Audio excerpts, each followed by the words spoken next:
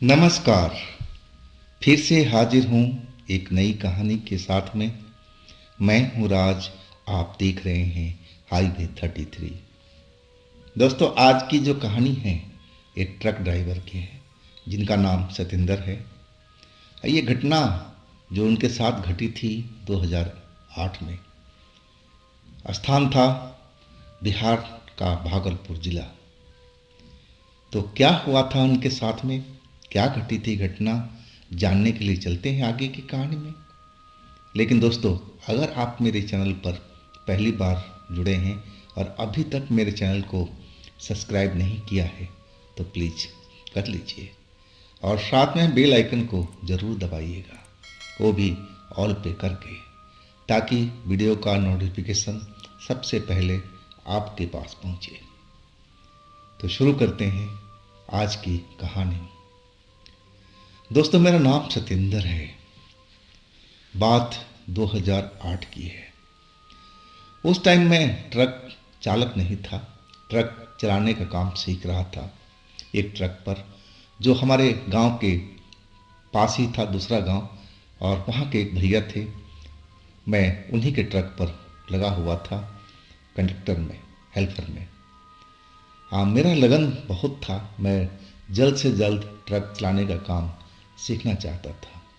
अब भैया हमारी मदद भी करते थे। अब पड़ोसी गांव के तो थे ही, और मेरे पिताजी का उनके पिताजी से पहले दोस्ती भी थी, तो इसलिए मुझे थोड़ा इज्जत भी देते थे, जान पहचान थी पहले की। लेकिन वो ट्रक लेकर के चलती ना, तो महीने डेढ़ महीने पर घर वापस आते थे। और इसके बाद 3-4 दिन तक रुकते थे अपने घर के पास में। घर के पास में उनका ट्रक खड़ा करने का खुला सा जगह था, तो 3-4 दिन तक आराम करते। इसके बाद फिर वो बाहर के काम में जुट जाते थे, ट्रक चलाने के काम में। लेकिन वो रात मैं कभी नहीं भूल सकता था, जिस रात को ये मेरे साथ में घटना हुई थी। हम लोग लंबे सफ़र से तय करके आए थे और हमें लगभग 1 महीना बीत चुका था बाहर में ट्रक चलाते चलाते। सही ढंग से हमें नींद भी नहीं आती थी। ट्रक में इतना जगह ही नहीं होता था कि पैर पसा करके सोया जाए। हाँ, कुछ घंटे किसी ढाबा पर रुक गए तो वहाँ तो चारपाई मिल जाती थी, लेकिन कितना देर के लिए। हमें ट्रक को फिर दौड़ाना होता था, मंजिल की तरफ भगाना होता था। अब सही मायने में शरीर बिल्कुल थक जाता था। जब हम अपने गांव आए ना, मेरे अपने भैया के गांव, जिनके साथ मैं ट्रक चलाने का काम सीख रहा था, तो रात के करीब 9 बज रहे थे। अब बरसात का मौसम था। जो ट्रक उनके दरवाजे पर जा कर के खड़ा हो जाता था, अब तो जिस रोड पर हम जा रहे थे आगे पानी ही पानी भरा हुआ था। मतलब अब ट्रक आगे नहीं जा सकता था। अब करे तो क्या करे। अब वहाँ से जो उनका गांव था करीब 1 किलोमीटर की दूरी पर था। आखिरकार भैया कहने लगे कि सतेंद्र, ऐसा करते हैं, ट्रक यहीं पर आसपास में देख लेते हैं।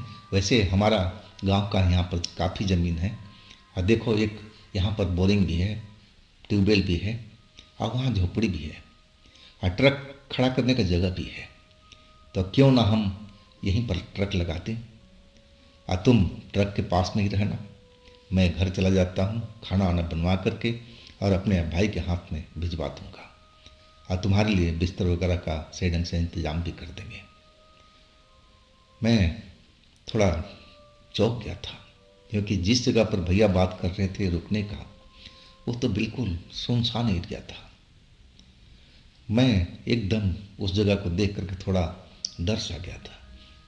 अब मैं अकेले इस रात में और इस जगह पर रुकूंगा, मैंने कभी सोचा भी नहीं था। लेकिन ट्रक के लाइन में तो अधिकांश होता ही ऐसा है। लेकिन मैं कभी भी अकेले ट्रक में रुका नहीं था, साथ में भैया जरूर होते थे। लेकिन आज पहली बार था कि मुझे उस जगह पर भैया अकेले रुकने के लिए बोल रहे थे। अब मैं मना भी कैसे करता। भैया का मैं आदर करता था। मैं बोल दिया, ठीक है भैया, जैसा आप कह रहे हो सही है, मैं रुक जाऊंगा, कोई दिक्कत वाली बात नहीं। मैं चाहता था कि भैया अपने घर चले जाएं और खाना वाना की तैयारी करवा करके और हमें भिजवा दें, क्योंकि भूख भी मुझे लग रही थी। और आखिरकार उसी ट्यूबवेल के पास में एक बरगद का पेड़ था और वहाँ पर हमारा ट्रक पार्किंग हो गया सही ढंग से। अब ट्रक की चाबी मुझे ही भैया दे गए और कहने लगे, सतेंद्र, डरने वाली बात नहीं है, सब अपना एरिया है, यहाँ कुछ भी नहीं होगा। अब मैं जल्दी जा रहा हूँ, अब फिर मैं खाना तुम्हें भिजवाता हूँ, तुम बिल्कुल चिंता मत करो। भैया तो चले गए और वहाँ से मेरा जो गांव था मात्र 2 किलोमीटर की दूरी पर था। मैं चाहता तो अपने गांव भी जा सकता था, लेकिन ट्रक को छोड़ करके मैं जाना नहीं चाहता था। एक जिम्मेवारी मेरे ऊपर थी और इस जिम्मेदारी को मैं पूरा करना चाहता था। भैया चले जाने के बाद में मैं ट्रक से बाहर निकल करके आसपास में घूमने लगा। अब रात तो गहराती जा रही थी, बढ़ती जा रही थी। अब खेत खलिहानों का इलाका था, पेड़ पौधे थे, बगीचे थे। अब जंगली सियारों का रोना शुरू हो गया था। हमारे गांव के चाहे आसपास के गांव के लोग कहते थे कि सियारों का रोना शुभ नहीं होता है, और वो भी झुंड में। ऐसा गांव के लोगों का मानना था और उनका रोना काफ़ी बढ़ता जा रहा था, जैसे बहुत सारे सियार गिद्दड़ एक साथ बैठ कर के झुंड में चिल्ला रहे हों, रो रहे हों। मैं वो आवाज़ सुन करके मन में दहशत सी भर रही थी। मुझे अफसोस होने लगा कि आखिर ये बरसात आज हुई क्यों, नहीं तो हमारा ट्रक तो भैया के दरवाजे पर चला जाता, फिर तो कोई दिक्कत ही नहीं थी। लेकिन अब क्या कर सकते हैं, बरसात को कैसे रोक सकते हैं।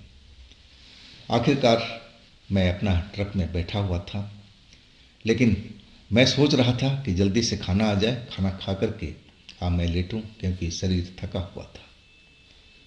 अब करीब 1 घंटे के बाद में जो हमारे ड्राइवर भैया थे, उनके छोटा भाई और उनके साथ में एक और लड़का खाना लेकर के आए थे और कुछ बिस्तर वगैरह भी लाए थे, दरी चादर वगैरह। अब फिर कहने लगे कि भैया आप ट्रक में ना सो करके देखो, ट्यूबवेल के पास में ये चबूतरा है, हम लोग भी दिन में यहाँ पर आराम करते हैं, तो ऐसी कोई बात नहीं है, डरने वाली बात नहीं है, आप बड़े आराम से खुली हवा में सो सकते हो। अब ट्रक के अंदर में तो गर्मी लगेगी। उनका बात भी कहना ठीक ही था और मैं सोचा कि चलो वहीं पर मैं आराम भी करूँगा और खाना भी खाऊँगा। चांदनी रात थी तो रोशनी का तो कमी थी नहीं, और वो लोग खाना दे करके बिस्तर दे करके चले गए थे। मैं सारा सामान इकट्ठा करके जहाँ बताए थे, जो ट्यूबवेल थी उसके सामने में चबूतरा बना हुआ था। अब मैं उसी चबूतरे पर अपना बिस्तर लगा दिया और खाने को अब डब्बा जो था खोलने लगा। जब मैं डब्बा खोला ना तो खुशबू बहुत अच्छी सी आई थी और मैं देखा तो भैया का मनपसंद सब्जी बना हुआ था। वो मटन का शौकीन थे और मटन के लिए तो बिल्कुल वो इच्छुक रहते थे, और आखिरकार मटन स्वादिष्ट बना था। मैं बड़े चाव से उसको खाने लगा था। खा पी करके मैं बर्तन जो था उसका धो धा करके ट्यूबवेल के टंकी पर मैं वहीं रख दिया। फिर मैं मज़े से अपना बिस्तर पर आकर के लेट गया था। तब तक माहौल बिल्कुल सही था। हाँ, वो गिद्धड़ों की आवाज़ जो थी, जो पहले दूर सुनाई पड़ रही थी, अब महसूस होने लगा कि वो गिद्धड़ हमारे आसपास में कहीं पर है। वो रोना उनका अभी भी चालू था। मैं अपने आँख बंद कर लिया और कुछ देर के बाद में मुझे गहरी नींद आ गई थी। अब जब मुझे कुछ अजीब सा लगने लगा, मैं सोने के बाद मैं बता रहा हूँ, जब मैं सो गया था गहरी नींद में, अब मुझे कुछ अजीब सा लगने लगा था। नींद में था मैं, तो मैं अपनी घबरा करके आंखें खोल दिया। जब मैं देखा तो मैं उस चबूतरा पर तो था ही नहीं। मैं तो उस बरगद के पेड़ के नीचे पड़ा हुआ था, बिना बिस्तर के, और मेरे पास में एक औरत बैठी हुई थी। अब मेरे सर के जो बाल थे उसको मालिश सी कर रही थी, चंपी सी कर रही थी, और उसमें बदबू सी आ रही थी। अब जो मैं बदलते माहौल को देखा, मुझे लगा एक पल कि मैं कोई भयानक सपना देख रहा हूँ। मुझे तो यकीन ही नहीं हुआ। और फिर मैं एक पल के लिए अपनी आंख बंद कर लिया कि मैं फिर नींद में चला जाऊंगा, मैं सपने में कुछ अलग देखने लगूंगा। ये तो सपने में अक्सर ही ऐसा होता है। लेकिन वो सपना तो था ही नहीं, वो तो बिल्कुल रियल टाइम में मेरे साथ चल रहा था। मैं देखा वो औरत 35-40 साल की थी और लाल लाल कपड़ों में थी, आंखें बड़ी बड़ी और अंदर की साइड में थोड़ा धसी धसी नजर आ रही थी। मेरे सर के बालों को वो मालिश कर रही थी और उसमें से जायद अजीब सी बदबू आ रही थी। मेरे सर के अब बालों में से भी आने लगी थी। ना जाने मेरे सर में वो क्या चीज़ लगा रही थी। बिल्कुल सड़ी हुई बदबू में महसूस हो रही थी। अब मैं डरा था, है कि मैं जान चुका था कि जो चीज़ मैं देख रहा हूँ वो कोई स्वप्न नहीं है, कोई ड्रीम नहीं है, ये बिल्कुल रियल टाइम में मेरे साथ में चल रहा है। अब मैं अपना सर झटका और तेजी से मैं जो लेटा हुआ था अब उठ करके बैठ गया। और जैसे ही मैं बैठा वो औरत मुझे आकर के अपने बाहों में जकड़ लिया था और वो कहने लगी, तुम लेटे रहो, लेटे रहो। बहुत भारी आवाज़ थी उसकी, लग रहा था कि जैसे गहरे कुएं से बोल रही हो। इक्को की तरह आवाज़ उसकी निकल रही थी। अब मैं उसकी बंधन से मुक्त होने की कोशिश करने लगा और चिल्लाने भी लगा, बचाओ बचाओ। मुझे एक पल में ही समझ में आ गया था कि ये औरत कोई सामान्य औरत नहीं है, ये चुड़ैल है। इसके बारे में मैं बहुत पहले सुन चुका था, बरगद वाली चुड़ैल के नाम से मशहूर थी, लेकिन मुझे तो ध्यान भी नहीं रहा। और कई सालों के बाद में ये घटना मेरे साथ में घटी थी, नहीं तो कभी भी ऐसी खबर नहीं आई थी। मैं इस जगह से अनजान नहीं था, जानता था मैं, लेकिन आज मैं फिर उसी जगह पर फंस गया था। होने को कौन टाल सकता है। अब जैसे ही मैं बंधन छुड़ाने लगा, चिल्लाने लगा, और औरत कह रही थी, नहीं नहीं तुम लेटे रहो, लेटे रहो। और उसके हाथों में मैं देखा कि कुछ गाढ़ा गाढ़ा सा चीज लगा हुआ था और वो चीज मुझे लग रहा था कि वो ताज़ा गाढ़ा खून था और सड़ा हुआ बदबू उसमें से आ रहा था। और वही चीज़ मेरे सर पर, मेरे बालों में लगा करके और वो एक तरह से मालिश कर रही थी। मेरे होश तो उड़ चुके थे। अब मैं उसके बंधन से निकलने का भरपूर कोशिश करने लगा और एक बार तो मैं उसके बंधन से छूट भी गया था। अब मैं दौड़ करके भागना चाहा, लेकिन वो क्या, जैसे ही मैं आगे की तरफ भागना शुरू किया और वो तो मेरे सामने में खड़ी थी और हंसते हुए कहने लगी, नहीं नहीं नहीं, तुम मुझे छोड़कर भाग नहीं सकते। अभी तो तुम्हारा मैंने मालिश भी नहीं किया है। पहले मालिश करूंगी, फिर प्यार करूंगी और फिर तुम्हारा खून पीऊंगी। अब ये सब सुन करके मैं तो एकदम लगा कि मेरा हार्ट अटैक आ जाएगा, मैं तो मर ही जाऊंगा। और अगले पल वो चुड़ैल फिर मुझे अपने हाथों में पकड़ लिया था, अपने हाथों से पकड़ लिया था और फिर उसी जगह पर मुझे घसीटते हुए लेकर चल पड़ी। हालांकि मैं बहुत चिल्ला रहा था, छटपटा रहा था, रो रहा था, लोगों को आवाज़ दे रहा था ताकि मेरी कोई आवाज़ सुने तो मेरी मदद के लिए आ जाए, लेकिन राहत अब काफ़ी हो चुकी थी और मुझे अब लगने लगा कि मेरी मौत तो पक्की है। जो ये चुड़ैल कह रही है ये अपना काम करके रखेगी। और फिर मैं उसी बरगद के पेड़ के पास आ गया था। मैं चिल्लाता रहा, रोता रहा, लेकिन वो चुड़ैल मेरी बात पर हंस रही थी और वो कहने लगी, अरे तू रोता क्यों है, क्यों चिल्ला रहा है? मैं तेरी सेवा कर रही हूँ, देख तेरे को मैं मालिश कर रही हूँ और इसके बाद मैं तेरे से प्यार करूँगी और फिर मैं तेरा खून पीऊँगी, तुझे तो पता भी नहीं लगेगा। तू बस इस तरह लेटा रहा, चिल्ला मत। और फिर हंसने लगी थी। मैं सब कुछ समझ चुका था कि मेरी ज़िंदगी का अब अंत होने वाला है। मैं कुछ भी नहीं कर पाऊंगा। ये चुड़ैल मुझे जरूर मार देगी। लेकिन अभी जिंदगी का दिया इतना जल्दी मेरा बुझने वाला नहीं था। कोई तो था जो मेरी मदद करने के लिए इस जगह पर आ रहा था, और वो थे मेरे भैया, ड्राइवर भैया। गाड़ी के अंदर में अपना बैग वो भूल गए थे, जिसमें नकदी था, कुछ कीमती पेपर थे गाड़ी के, और वो उसी को लेने के लिए आ रहे थे अपने भाई के साथ में। आज हमारे पास पहुंच गए थे, उस पेड़ के पास पहुंच गए थे, तब भी मुझे पता नहीं चला क्या कि भैया आ रहे हैं। जब टॉर्च की रोशनी पड़ी मेरे चेहरे पर और उस चुड़ैल के चेहरे पर, और तब जैसे ही टॉर्च की रोशनी चुड़ैल के चेहरे पर पड़ी, और तब वो चुड़ैल फड़फड़ा करके उठी और पेड़ के ऊपर में, जो बरगद का पेड़ था, और उसके ऊपर चढ़ गई थी।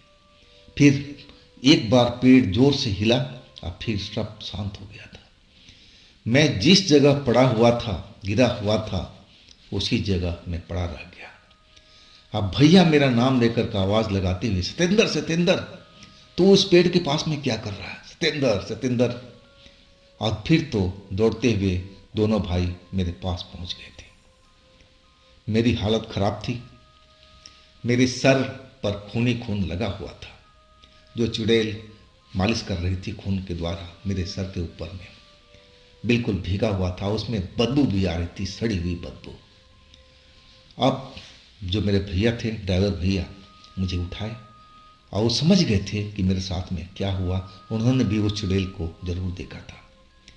अब फिर कहने लगे, नहीं सतेंद्र, चलो घर पर, ट्रक लॉक है ना।